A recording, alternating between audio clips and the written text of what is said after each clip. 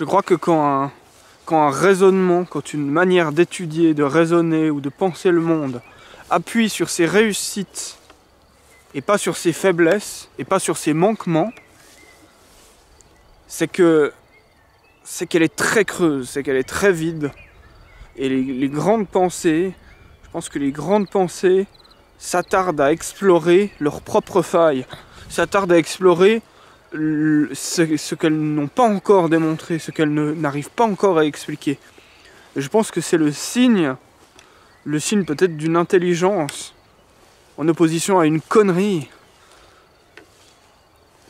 Une intelligence qui aurait pour passion, pour appétit, d'aller creuser justement là où elle a des manquements, là où sa théorie a une faille. Et tiens, tout d'un coup, ça dit l'inverse de ce que je disais il y a 5 minutes. Pourquoi donc décortiquons cette faille, décortiquons cette faiblesse. Enlevons les plaques de l'armure et étudions comment elles sont reliées. Où est la faiblesse dans l'armure? Et tous les raisonnements qui cherchent à tout le temps orienter loin de la faille, à dire regarde là comment c'est solide, regarde comment c'est dur. Tous ces raisonnements font l'inverse d'une intelligence ou l'inverse d'une forme de sincérité dans l'étude et la compréhension d'une chose. Et moi je suis fasciné par les moments où dans mon propre raisonnement, tout d'un coup je me dis mais tiens, c'est l'inverse.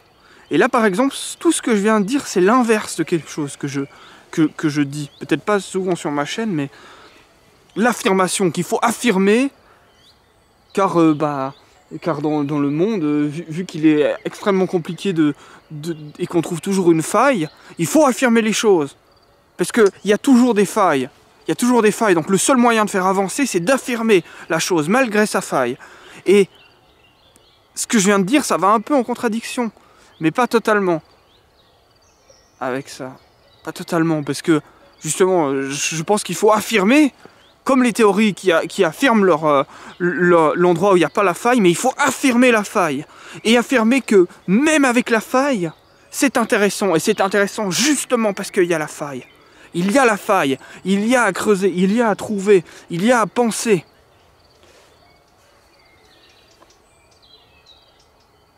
J'espère que c'est pas trop détaché de la réalité, ce que je viens de dire. C'est peut-être très...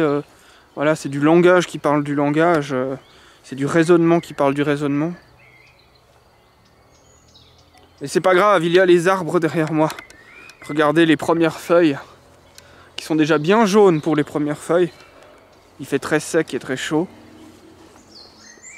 Enfin, il fait pas encore très chaud, mais pour la période de l'année, il fait plutôt chaud.